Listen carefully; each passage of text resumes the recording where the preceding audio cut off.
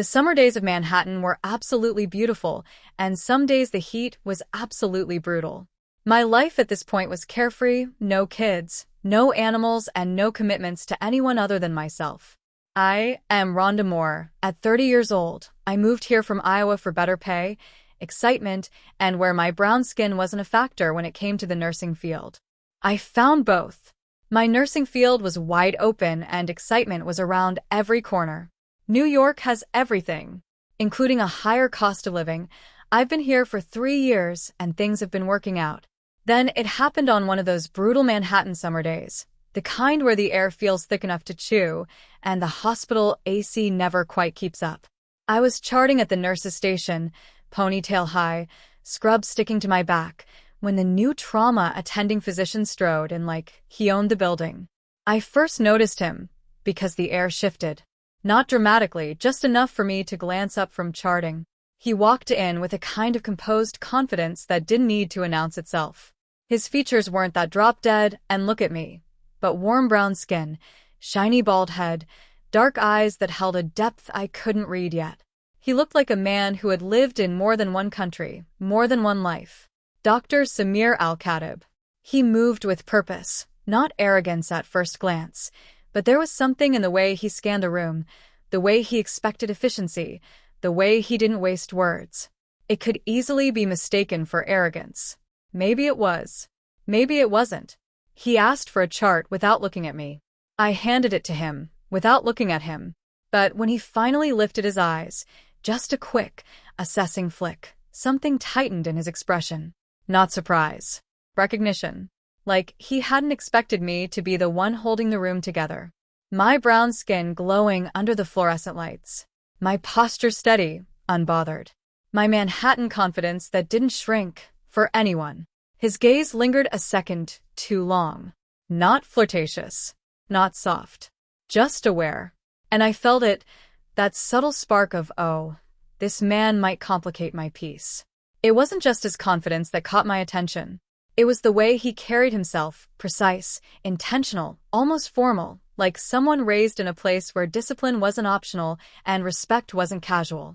Dr. Samir Al-Khatib wasn't arrogant in the loud, American way. His arrogance was quieter, rooted in structure, expectation, and a lifetime of being taught that excellence was the baseline, not the achievement.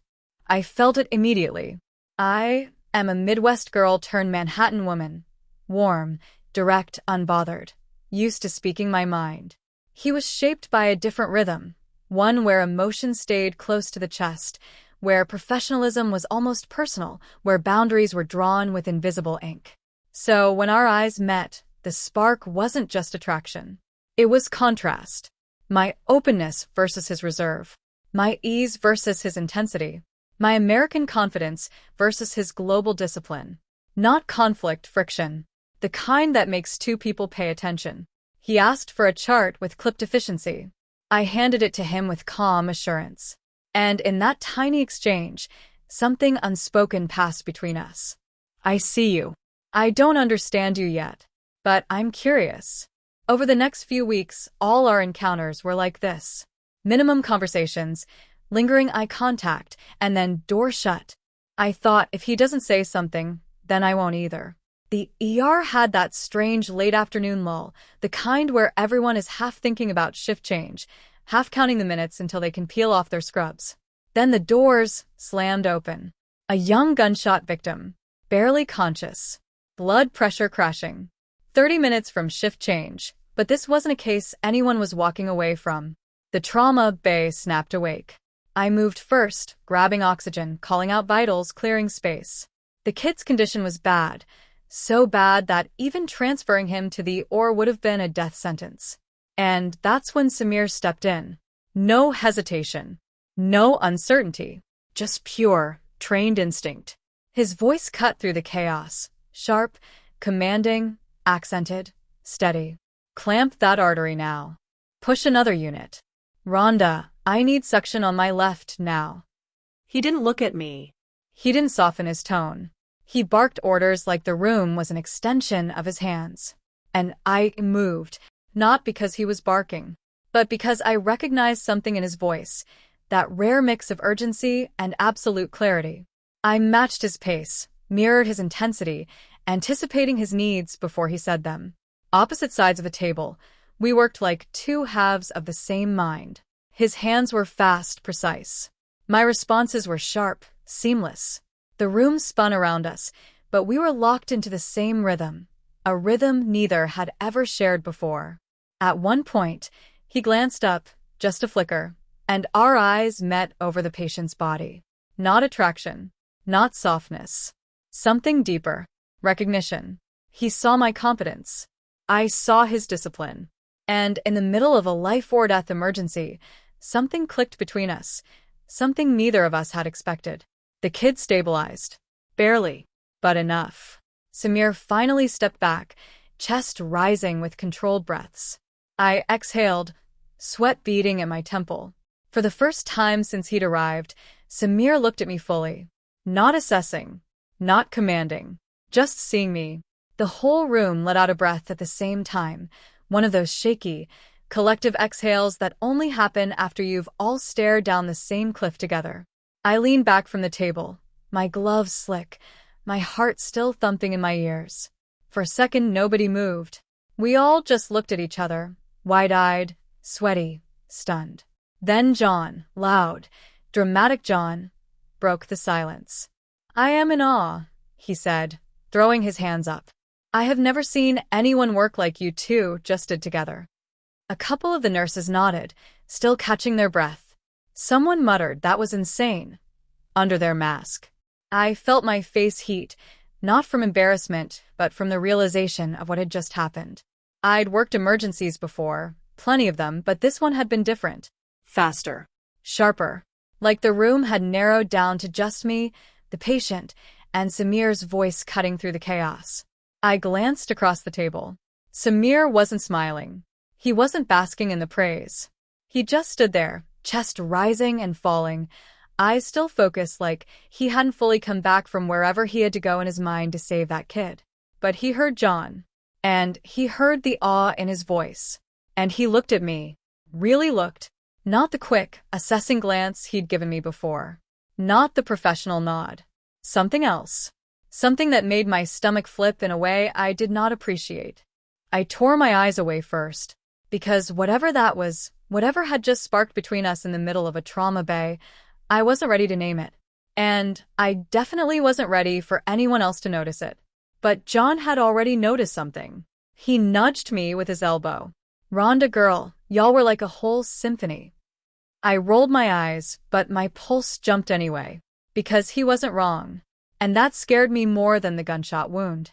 Samir straightened, pulled off his gloves, and just like that, the intensity drained out of him.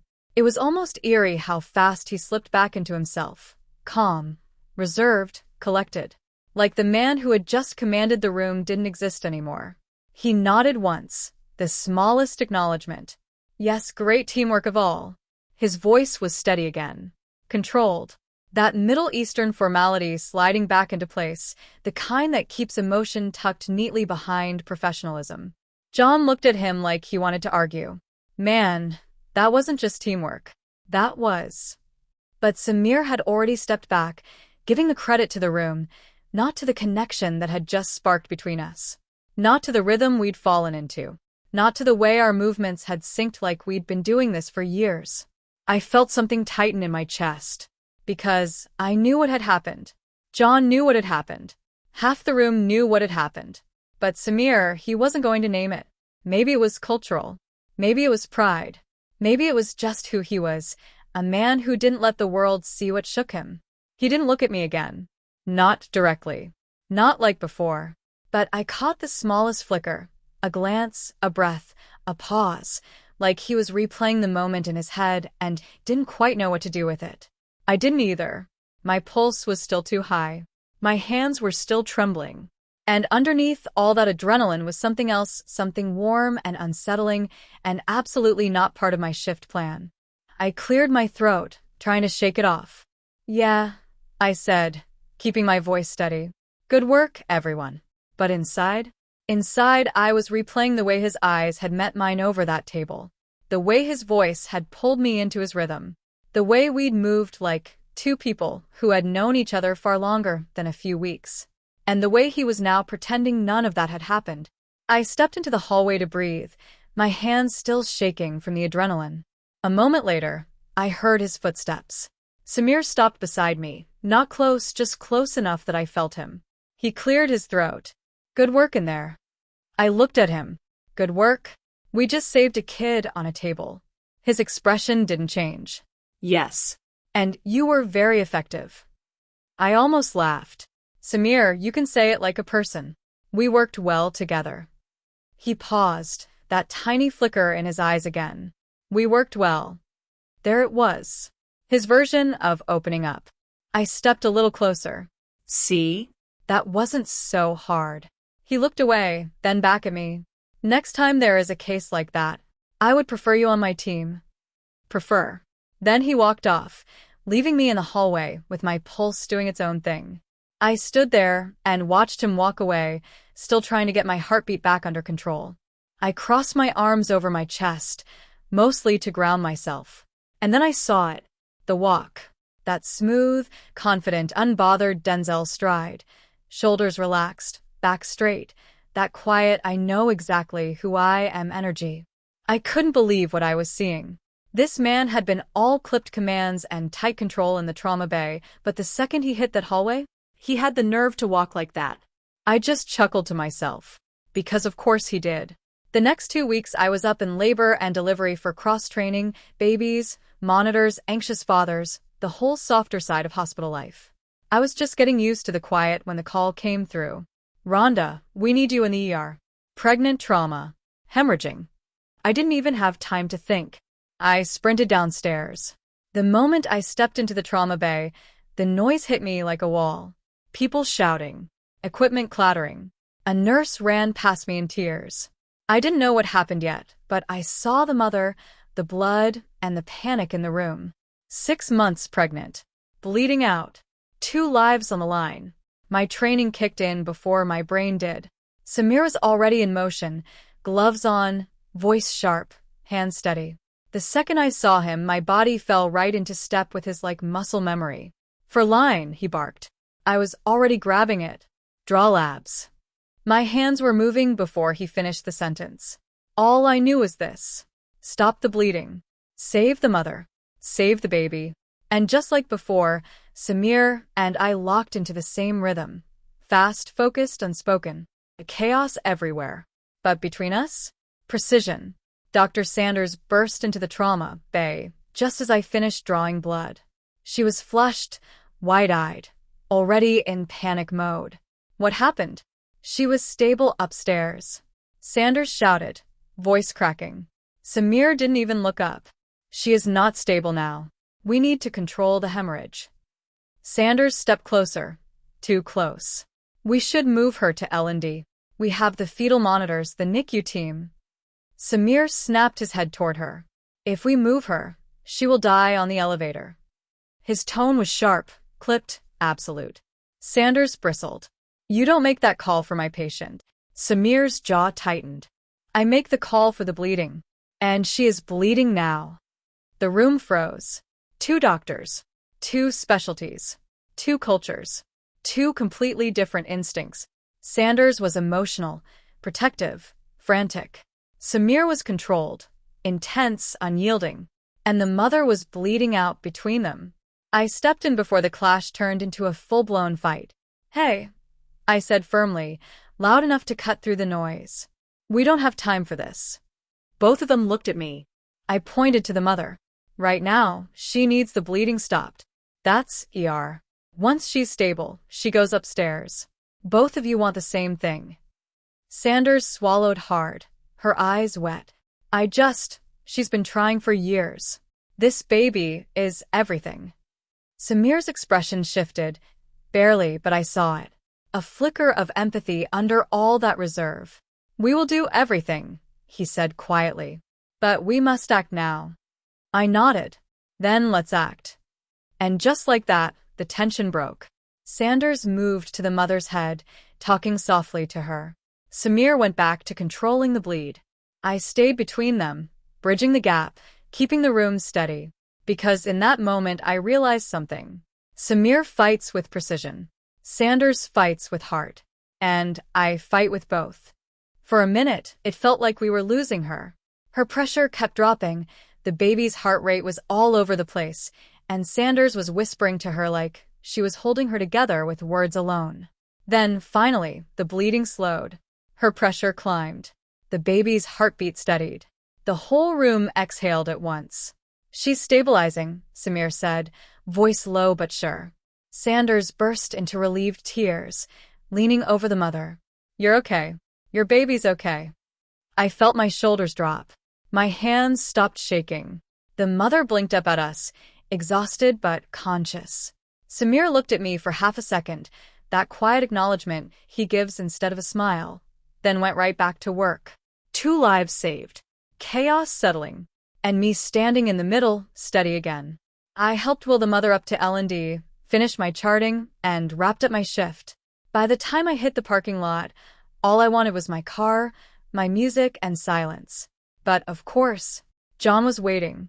He practically bounced toward me, eyes wide like he'd been holding a secret for hours.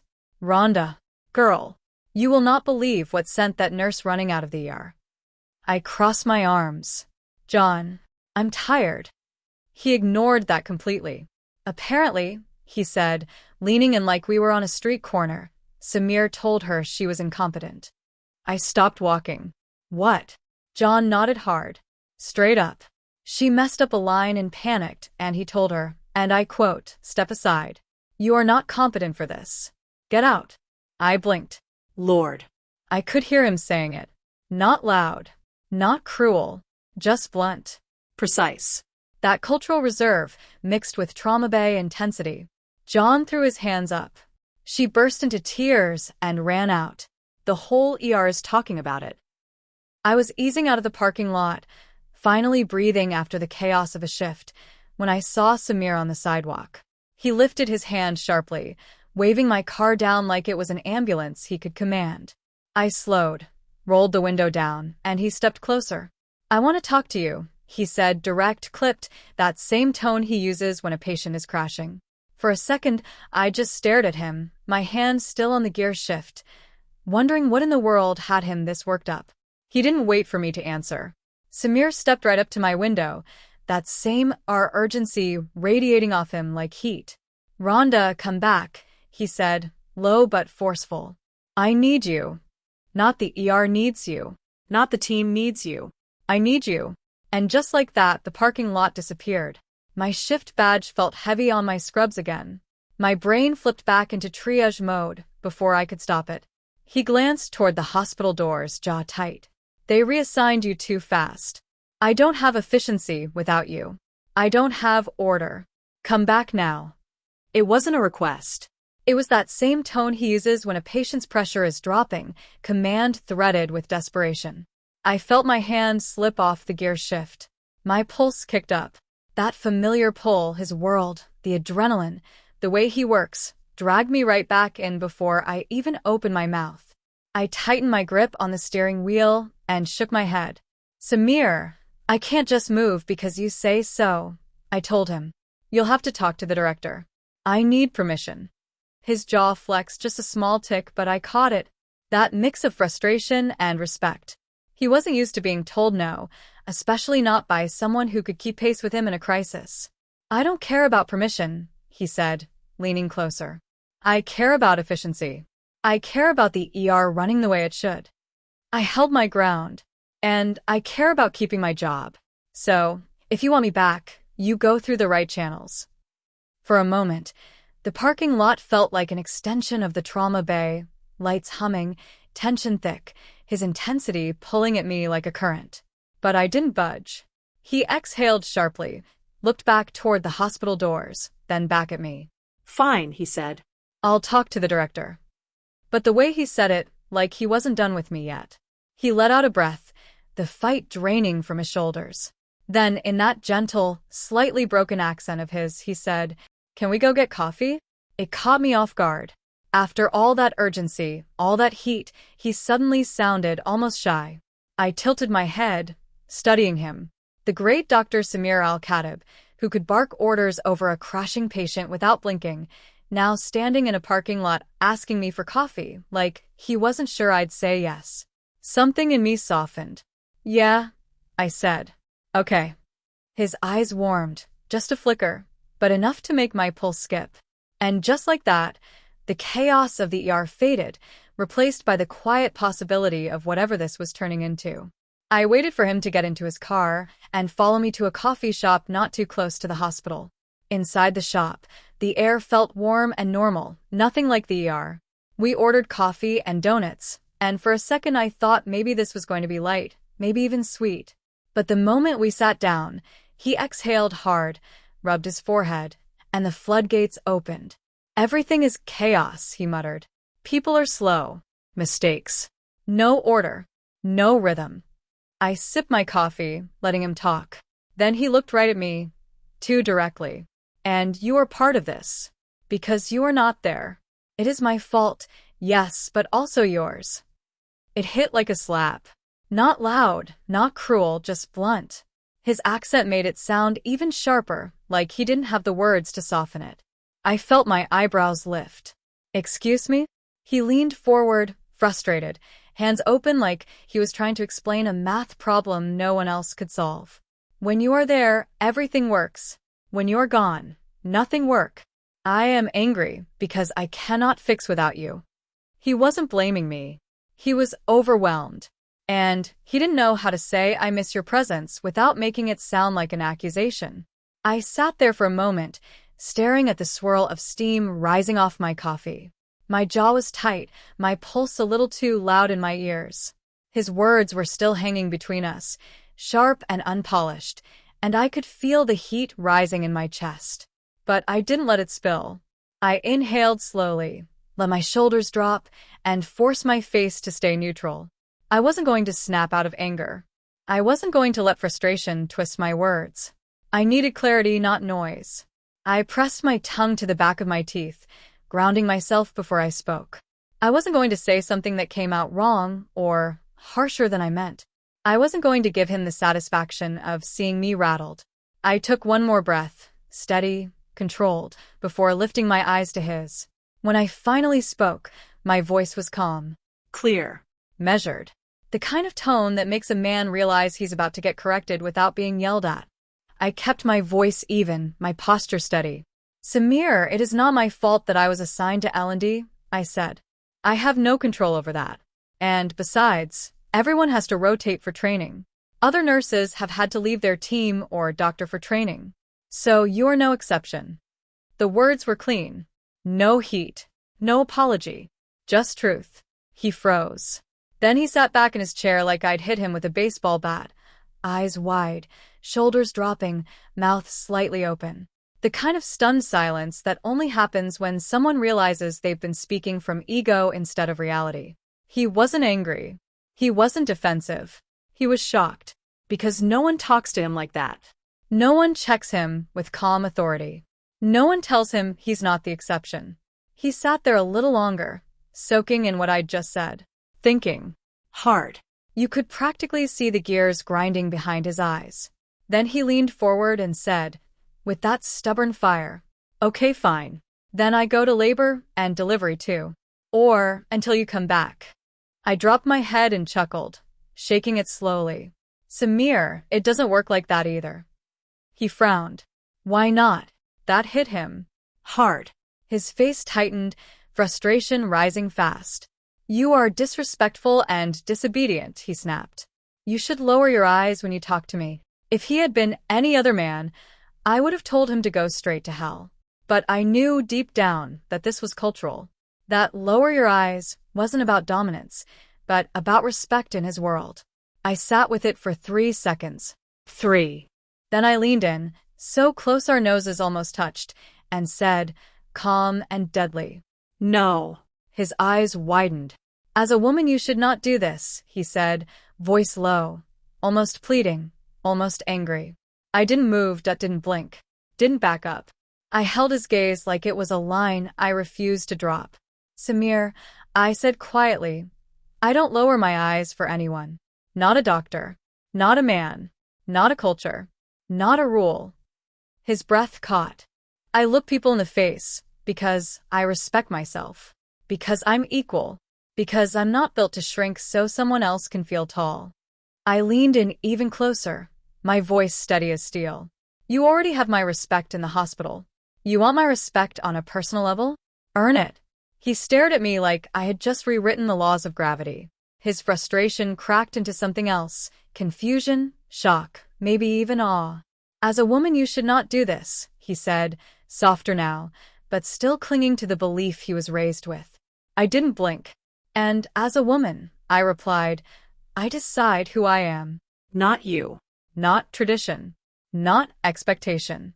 He swallowed hard, eyes locked on mine, realizing, maybe for the first time, that I wasn't going to fit into any box he tried to put me in. I wasn't going to bend. I wasn't going to bow. I wasn't going to lower my eyes. I was Rhonda, and he was going to have to learn how to deal with that. He sat back and looked at me, resigned, shaking his head like he'd just witnessed a natural disaster. American women are something else, he said. But American black women are too much. No fear, no lower eyes, and no shut up. Then he let out a loud, full-body laugh, like he couldn't help himself. It wasn't mocking. It wasn't cruel. It was the laugh of a man who had just realized he was completely outmatched and somehow delighted by it. I didn't laugh with him.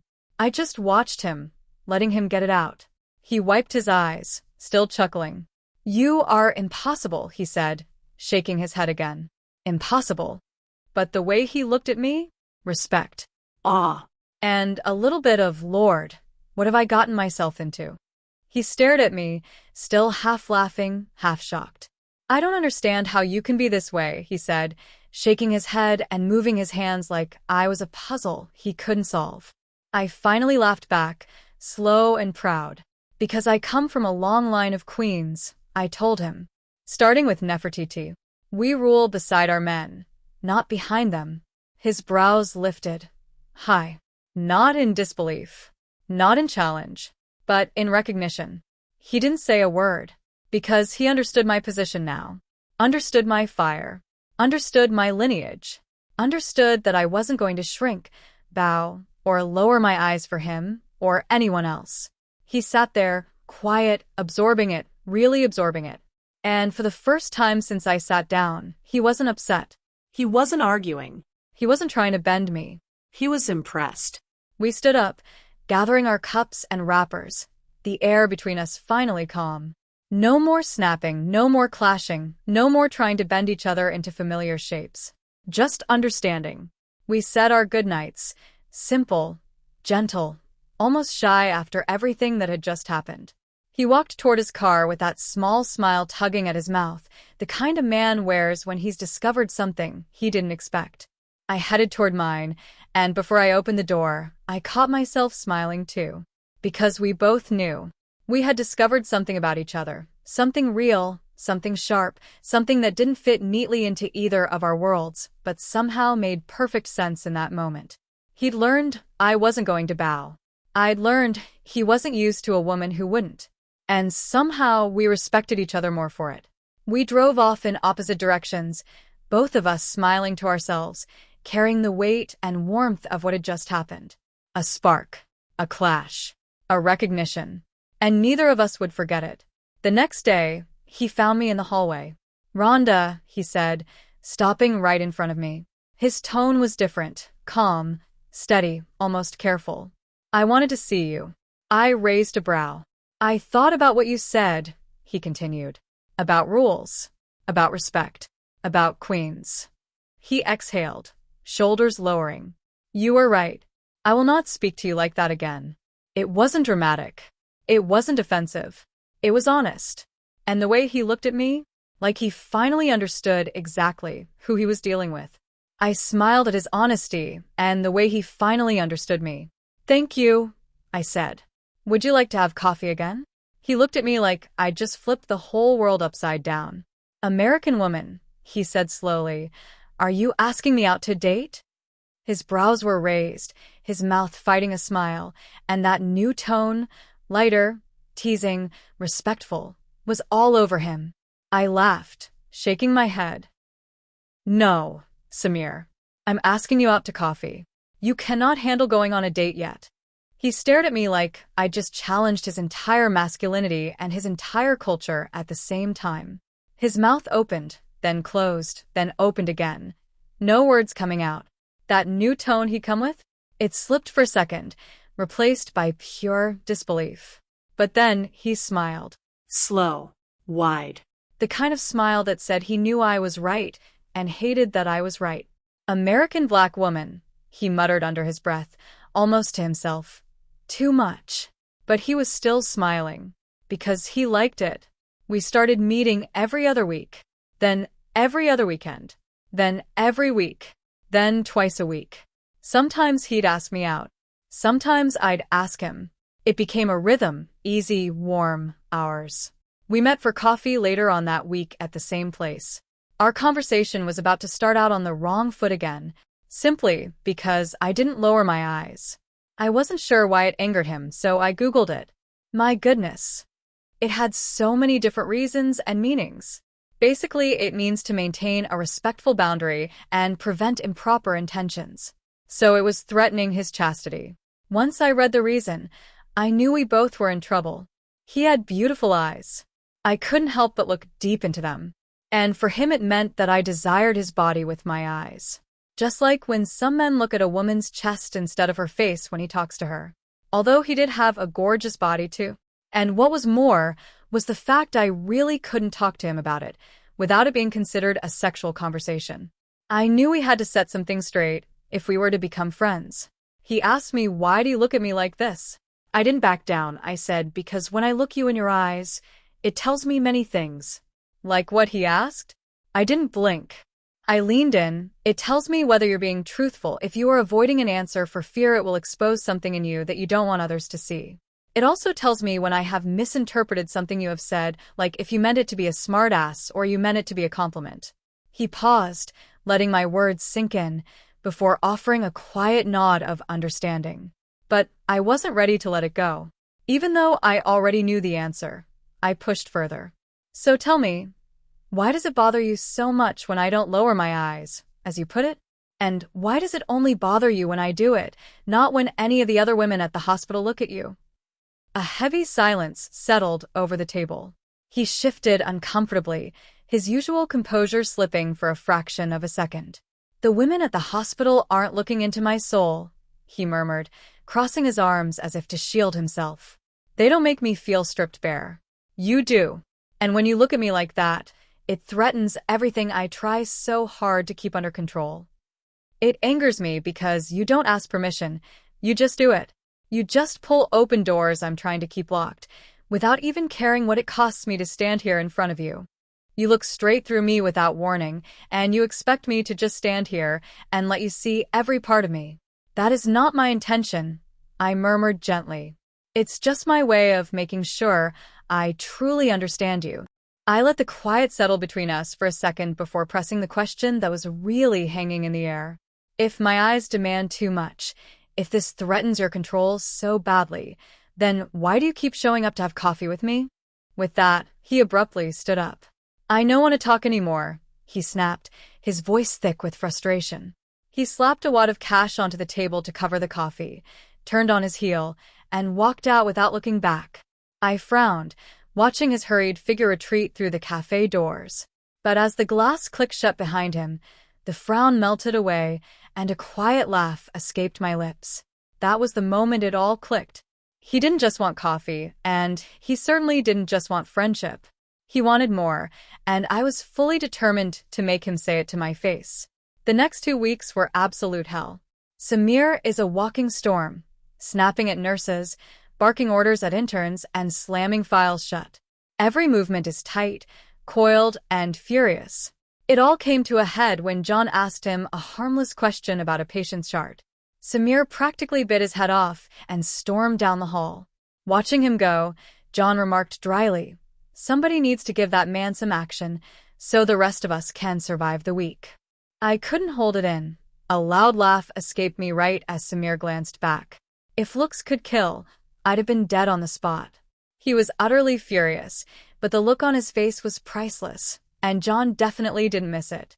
Lost in my phone, I barely noticed the quiet hall until a pair of hands unexpectedly pushed me through an open door into an unoccupied room.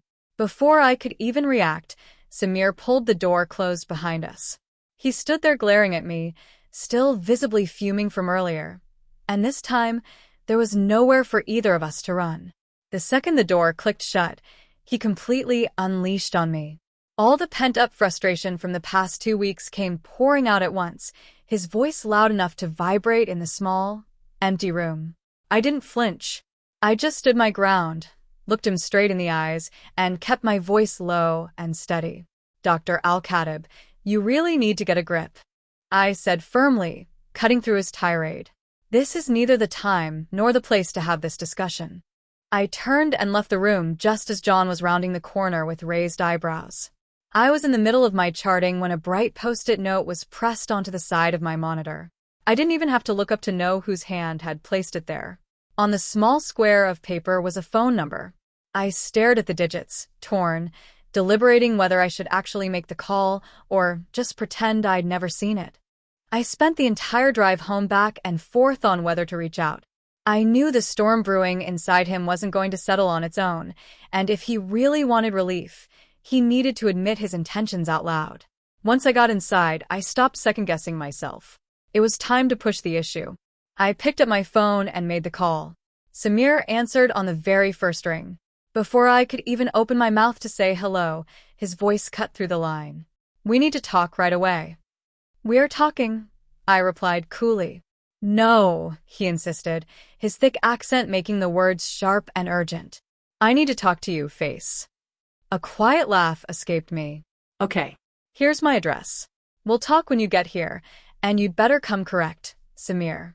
Don't waste my time." A knock sounded at the door soon after. I opened it to find Samir standing on my threshold, looking like a storm cloud ready to burst. I stepped aside and invited him in. Without waiting for him to object, I poured a cup of coffee and set it down on the table in front of him. Sitting back, I crossed my legs, looked him dead in the eye, and said softly, "Talk to me." And just like that, the floodgates opened. He let loose of every single thing he'd been agonizing over. Every boundary he'd fought to maintain, every sleepless night, and all the desperate feelings he had tried so hard to crush down. It all came pouring out unfiltered and raw. He paced the floor, his hands gesturing wildly before finally coming to a stop right in front of me, his voice trembling with a mix of fury and desire. You, American black woman, you push and push. You don't stop," he cried out, his accent thick with emotion. "You make me want things that I have no right to want. You make me see things that are far outside of my culture and make me feel like there's nothing wrong with what I am seeing or thinking. Tell me, what do you want from me?" The raw distress in his eyes was almost painful to watch. I could feel the invisible roller coaster he'd been riding for weeks, caught between his culture, his discipline, and his desire. But as much as I felt for him, I remained still. He needed to break the seal himself. "Samir," I replied, my voice steady in the quiet room. "The war inside your mind is yours and yours alone. I can't read your heart, and I don't know what you truly want. Not unless you have the courage to tell me." He was still fighting himself, and I could feel my own emotions pulling in every direction. I didn't know what he wanted from me, whether he was drawn to who I am, the way we talk, the way I see him, or if he only desired what his culture says a man should claim through marriage. And that last possibility carried a weight I wasn't sure he understood.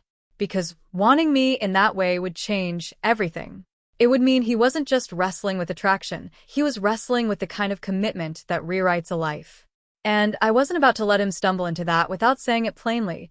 He finished the last sip of his coffee, set the mug down, and looked right at me. "I'll see you tomorrow," he said, suddenly as calm, cool, and collected as if he hadn't just unraveled in my living room. Then he turned and left. I shook my head and laughed to myself as the door shut. I wasn't about to do the heavy lifting for him. He had to come to his own decision, on his own terms. But as the apartment fell silent, I was left alone with my own thoughts. Samir was a complete anomaly to me. What was it about this man that drew me in so deeply? What made me show him a patience I rarely offered anyone else? I was accepting things from him I'd normally never tolerate, biting my tongue when I'd usually speak my mind, and genuinely caring about his feelings, his internal struggle. I found myself caring about his peace, his heart, his mess, and I couldn't ignore the question anymore. Why him? Why did I care so much? Why did I care, period? Then he stopped me one Saturday afternoon, serious in a way I hadn't seen before. "Rhonda," he said, "I want to go out on a real date." My heart didn't jump, my mind did. Because with him, a real date might mean we're officially courting, or we're exclusive, or we're engaged, or I'm meeting his family next week, or he thinks we're already halfway married. I had to decipher it. I had to understand what date meant in his culture before I agreed to anything. I wasn't about to accidentally become somebody's wife over a plate of hummus. I looked at him carefully, measuring his tone, his eyes, the weight behind his words. Because, whatever he meant, it wasn't casual. Not for him. Not in his world. And I needed to know exactly what I was stepping into. I took a breath, steady and deliberate, then looked him right in the eyes. "Samir," I said, "before I say yes, I need to understand something." He tilted his head, listening. "In your culture, what does a real date mean? Are we talking about dating? Exclusivity? Engagement? Marriage? I need to know exactly what you mean before I agree to anything." His expression shifted, surprised, impressed, maybe even relieved that I asked instead of assuming. I held his gaze, calm and clear. "Explain it to me," I said. "I want to understand what your definition is." He didn't look away. He didn't hesitate. He didn't soften it. "A real date," he said, voice low and steady, "means I am choosing you." I blinked. He stepped a little closer. "In my culture, when a man asks a woman for a real date, he is saying she is not casual. She is not temporary. She is not one of many. She is the one he is serious about." My breath caught. He kept going. "It means I am not looking anywhere else. It means I am committed to you. It means I am ready to build something real." His eyes locked on mine, unwavering. "It does not mean marriage today," he said. "But it means I am moving toward you with intention. Not accident. Not confusion. Intention." He paused, letting the weight of it settle between us. "So when I say I want a real date with you, Rhonda?" He lifted his chin slightly. "I am telling you, I am serious about you." Bold. Clear. No room for misunderstanding. He waited, calm, confident, ready for whatever I said next. I blushed, smiled, and gave him that black girl look. The one that says, "Boy, don't play with me." Then I said, "I can deal with that. But we have to set some ground rules since we work so closely together." He instantly made a face, loud and dramatic. "Rules? Why are there always rules with you?" he groaned. "I don't understand. I like you more than a lot. You like me more than a lot. I think. We want to date. This is America. We can date freely, so why rules?" He threw his hands up like I had just asked him to solve world peace. His frustration wasn't angry, just confused, exasperated, and a little adorable. Like he truly could not comprehend why a woman who liked him would also require structure. He looked at me like, "Why can't we just be happy without paperwork?" But I stood there calm, steady, queen-like because I knew exactly why. I gave him that black girl look again. Chin tilted, eyes soft but unblinking. "Samir," I said, "we work together. Closely. Every day. If we're going to date, we need rules so neither of us loses our job, our reputation, or our peace." He groaned dramatically, but I kept going. "Rule number 1. No flirting at work. Not in the hallways, not in the break room, not in front of patients or staff." He opened his mouth to protest. I held up a hand. "Rule number 2. No touching at work. Not even a little. People talk. Hospitals are messy. I'm not giving anybody a reason to drag my name." He sighed, loud and frustrated. "Rule number 3, I said, leaning in just a little. "If we disagree at work, we disagree as coworkers. Not as two people dating. No personal feelings in professional spaces." He stared at me like I was rewriting the Constitution. "And rule number 4, I added, we move slow. Intentional, but slow. I'm not rushing into anything just because your culture moves fast. I need clarity, not chaos. He threw his hands up. Why rules? He demanded. We like each other. We want to date. Why rules? I smiled, soft but firm. Because I'm protecting what we're building. And I'm protecting us at work. And I'm protecting myself. You might not understand it yet, but you will. He looked at me, frustrated, confused, but listening. Because even in his irritation, he knew I wasn't pushing him away. I was making space for something real. He looked genuinely frustrated, like the idea of structure offended his spirit. I just stood there, arms crossed, watching him fuss. He kept going. I don't understand. Why can't we just be happy without all these regulations? I didn't say a word. I just waited. And that silence? It made him stop. He looked at me, really looked, and I could see the shift happen behind his eyes. The thinking, the understanding, the respect. He exhaled, long and slow.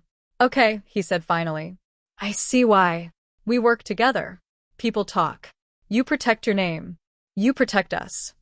He nodded once, resigned but sincere. Fine. I agree to your rules. Then he added, under his breath, just loud enough for me to hear. Even though I hate them. I smiled because he didn't hate them. He hated that he knew I was right. And he loved that I stood my ground. So, we officially started dating. Our first official date was simple but intentional. He showed up on time, looking sharp, smelling good, carrying himself with that new, respectful tone he'd promised. Rhonda, he said softly, you look beautiful. We walked side by side into a quiet little restaurant. No rushing, no grabbing, no testing boundaries. He chose a private corner table, sat across from me, and just looked at me. This, he said, voice low, is what I meant by a real date. And the way he said it? Calm. Serious. Intentional. I felt myself blush, giving him that little black girl smile because for the first time, it felt like we were stepping into something real. We had been officially dating for 3 months, and I was learning his culture. Intriguing, confusing, sometimes downright wild to me, but it was only one culture I had to understand. For Samir, it was different. It was heavier. It was 3 cultures at once. Number 1. The elite world of doctors, surgeons, and fundraisers, where every room had hierarchy, politics, and unspoken rules. Number 2. The everyday American culture of city life. Bills, traffic, slang, customs, holidays, the whole rhythm of living here. Number 3. And then the black life. The family dynamics. The community rhythm. The humor, the boundaries, the expectations, the way we love, the way we protect ourselves, the way dating a black woman comes with its own history and its own heartbeat. He was learning all 3 at the same time. And sometimes I could see it in his face, like he was trying to juggle 3 languages, 3 worlds, 3 sets of expectations, while still trying to be the man he wanted to be for me. But he didn't quit. He didn't complain. He didn't run. He leaned in. He listened. He tried. And that made the whole thing feel real. One evening over dinner, he finally sighed and leaned back in his chair. Rhonda, he said, rubbing his forehead, the hardest culture for me to learn is yours. I looked up, surprised. He nodded slowly, choosing his words carefully. The medical world? Complicated, yes. But it has rules. Structure. I can study it. The American city life? Busy, confusing, but I can adapt. Then he looked at me, really looked. But your world? Your family? Your community? The way you move, the way you speak, the way you protect yourself, the way you expect respect, that is the hardest for me. His voice softened. Not because it is bad. Not because it is too much. But because it is deep. It has history. It has meaning. And I do not want to make a mistake with you. He exhaled, frustrated but honest. I am learning how to love you in a way that honors where you come from. That is the hardest culture for me. I felt my chest warm because he wasn't complaining. He was trying. And that made all the difference. The real test of our relationship came out of nowhere. For him, it happened when he overheard a colleague, someone he respected, talking about asking me out. Not joking. Not casual. Serious interest. I saw the way his jaw tightened, the way his whole posture changed. It wasn't anger. It was that quiet, controlled tension he got when something mattered to him more than he wanted to admit. For me, the test came when a nurse from his country started batting her eyes at him with full intent. Not innocent. Not friendly. She was aiming. And she wasn't subtle. I watched her lean in too close, laugh too hard, touch his arm like she had a right to it. And even though he didn't encourage it, didn't flirt back, didn't give her anything, I felt that little twist in my stomach. John standing next to me certainly wasn't helping. He slid up to my side, leaning in close with a conspiratorial whisper. If you don't stake your claim on that man, she's gonna do the camel walk on him like James Brown sang about. Keeping my eyes locked on them, I muttered, I don't know what you're talking about. Child, please. John shot back.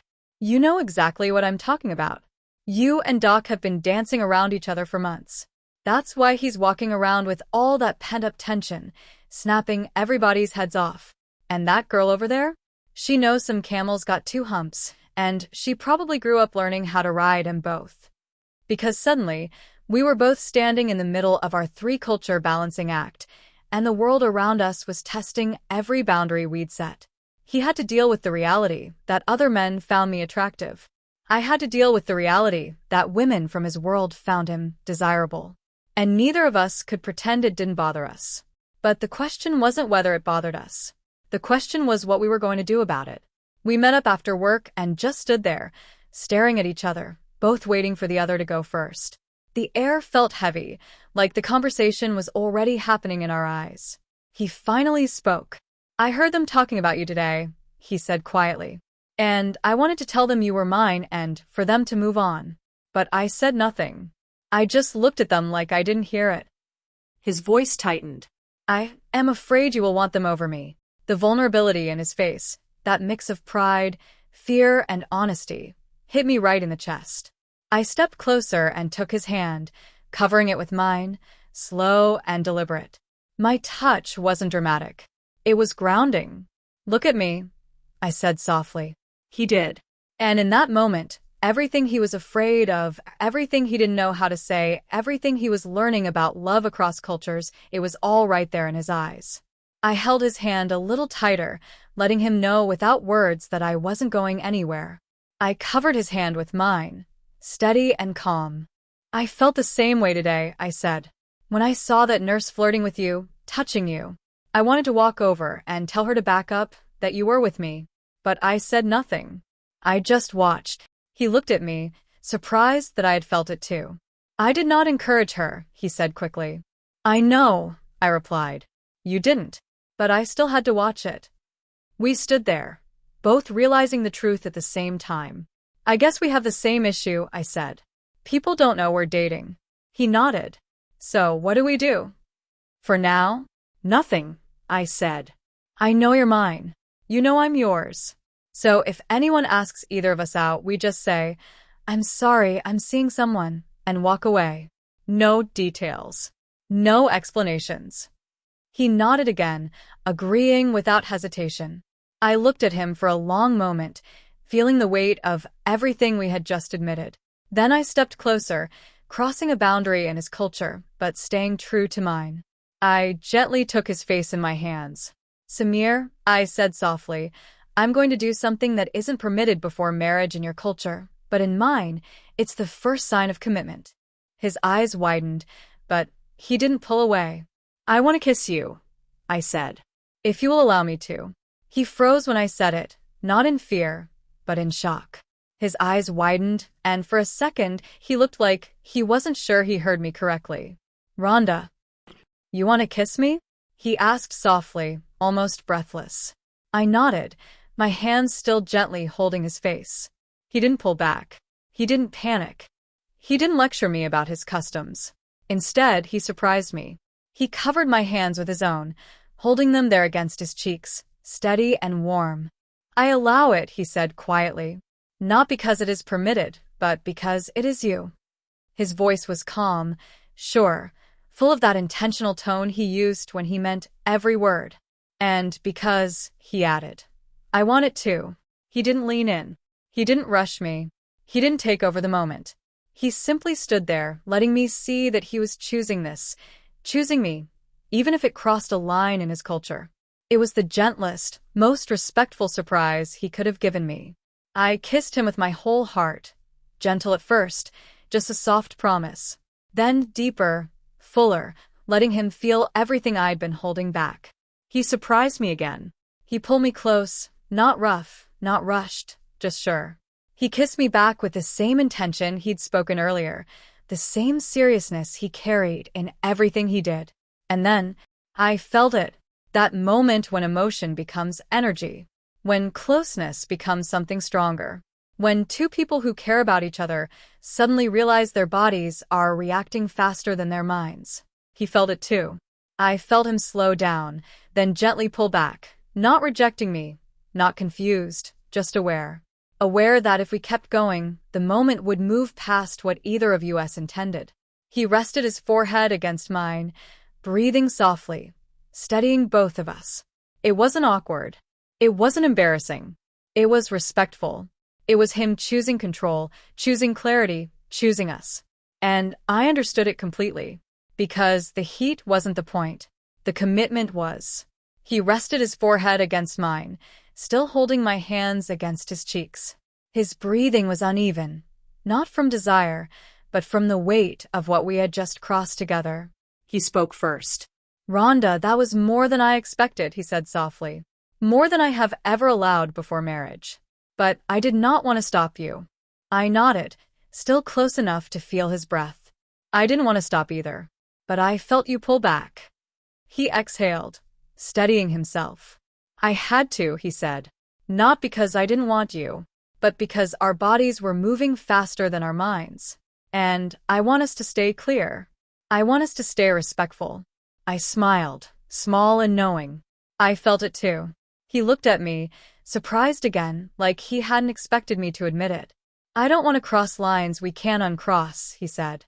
Not with you. Not with what we're building. I touched his arm gently. That's why I stopped when you stopped. We're learning each other. We're learning how to be close without losing control. He nodded, relief settling into his shoulders. I am glad you kissed me, he said quietly. I am glad you chose me. And I'm glad you let me, I replied. We stood there for a moment, calm now, the intensity fading into something softer, something committed. Then he said the part that made my chest warm. We'll go slow, but we will go together. And I knew he meant every word. We were careful not to get that close again. No kissing, no intimate hugging, and no holding on longer than need be. We were respecting each other's boundaries. If you want to see more of how Rhonda and Samir's romance unfolds, be sure to hit the like and subscribe button for part 2. Leave a comment, I read every one.